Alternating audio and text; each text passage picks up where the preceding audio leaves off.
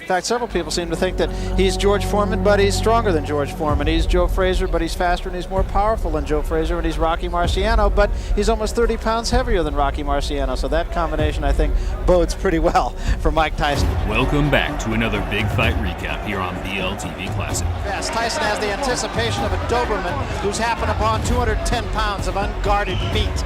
On today's video, we look back at the night Tyson fought. By the horse's mouth, not only the biggest man in his career, but also the toughest. As the 6'6" Cuban heavyweight Jose Ribalta withstood inconceivable damage inflicted by the most ruthless version of Iron Mike the world has ever seen.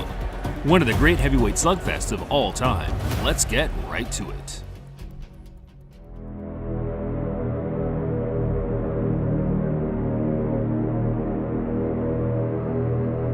At 5'10½", Mike Tyson was significantly the shortest heavyweight contender ranked by the Ring Magazine's top 10 in the fall of '86.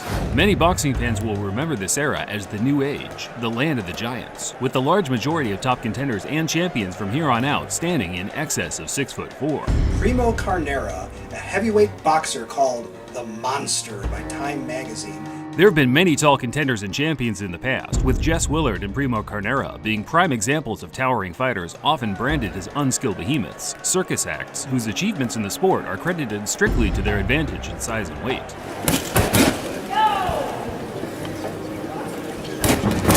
That notion changed drastically with the introduction of world-class trainers such as Eddie Fitch and Emmanuel Stewart, who were fixated on not only utilizing the physical advantages a sizable fighter possesses, but more making their boxing skills comparable to the guys a half a foot or so shorter than them.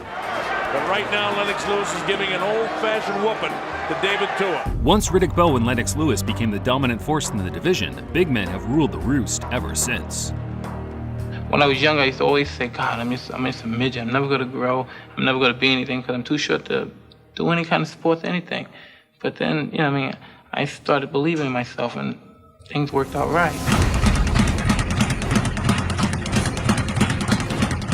Jose Ribalta was one of those classic, long-rangey fighters that dominated the amateur boxing circuit in his teens due to his size being perfectly cohesive with the classy, dance-like boxing skills taught to him at the home of Cuban boxing in the States, the 5th Street Gym in Miami.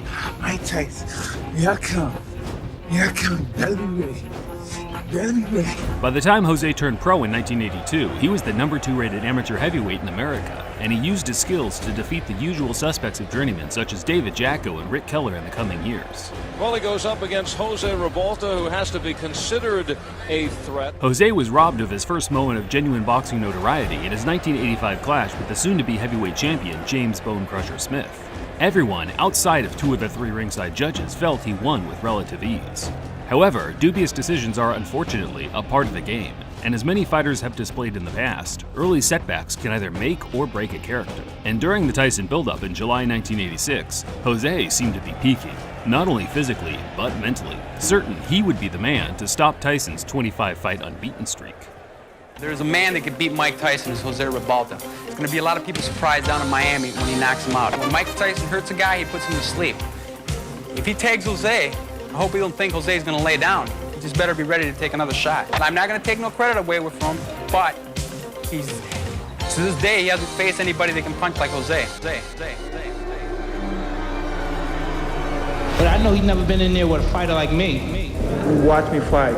Devastation. And give him a slow beating, nearly death. Yes, Tyson has the anticipation of a Doberman who's happened upon 210 pounds of unguarded meat. Tyson met Ribalta at the Trump Plaza Hotel in Atlantic City on August 17, 1986. The tension between the two created a legendary atmosphere among the lucky 1,000 people in attendance. Tyson's snarly grimaces were met by Ribalta's death-defying eyes. It was clear to the viewing audience that they were in for a special night of heavyweight boxing action. Just as expected, Tyson is right in the chest of Ribalta. Left hand, but all time. Big right hand again. Again, just tremendous body shots, and what an uppercut. Counter right hand by Mike Tyson was invited. And there was an uppercut. What a shot. A classic right hook to the body, right uppercut combo put Ribalta down at the end of the second round. The sheer power of the uppercut would have been enough to send 99.9% of every human on Earth to the shadow realm. Yet, to the crowd's surprise, Ribalta made it back to his feet with enough stability to slug it out until the end of the round.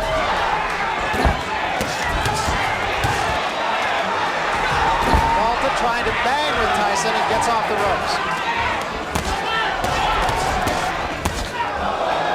There's a good left to the chin.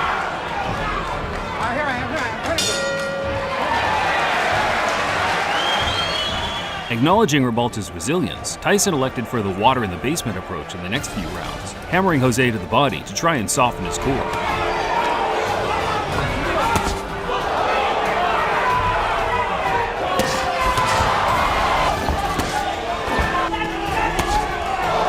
Lunging left hand by Tyson. That was an uppercut by Ribalta. No one expected too much from Ribalta. Combination from Ribalta and also a low blow by Ribalta. And also, like Tyson's going to say, that was a good left hand. There was a big right hand, and that hurt Ribalta. Tyson took his attacks upstairs by the end of the 7th, boxing with the same ferocity as he did in the 1st, throwing with the speed and power of a man that has barely broken a sweat. Does he hit?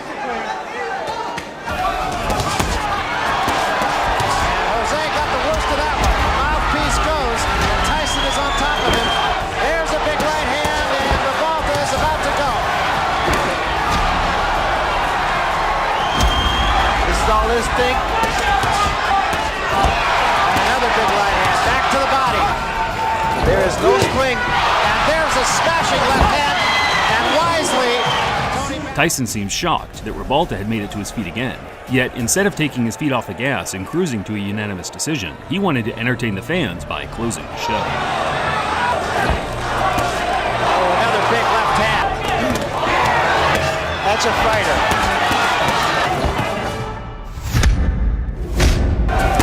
Oh, what a shot, and Ribalta's down.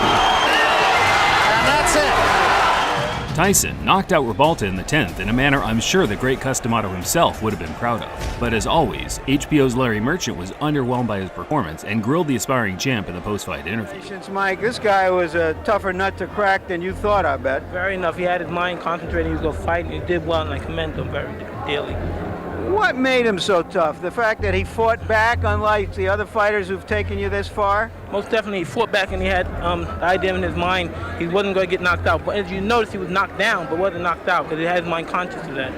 Are there too many expectations of you, Mike? Do you think that if you don't, you're in a bind that if you don't knock him out early, if you knock him out early, everybody says the other guy was a bum. If it goes this far, everybody says you can't hit that hard.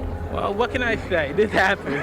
Tyson showed a lot of class in his response by simply acknowledging that Ribalta was as tough and game as they come. In an interview for Ring magazine in 2014, Tyson named Ribalta as the most durable fighter he'd ever faced, along with the strongest, claiming that the Cuban was very strong in clinches. His professional record, 32 wins, 9 defeats. If Tyson had never met Ribalta, I doubt that there'd be even a single person who would have expected him to put up such a brave effort against a prime Mike Tyson, because after the match, his career went more or less down the drain, certifying himself as a bona fide journeyman by his mid-20s. Ribalta retired after 5 straight losses in 1999, yet to this day, he still wants a rematch with Tyson. In fact, his Facebook page is littered with non-stop callouts to the point of obsession. Usually, I'd laugh off these callouts, but with the current landscape in the game today, you just never know who will return to the ring.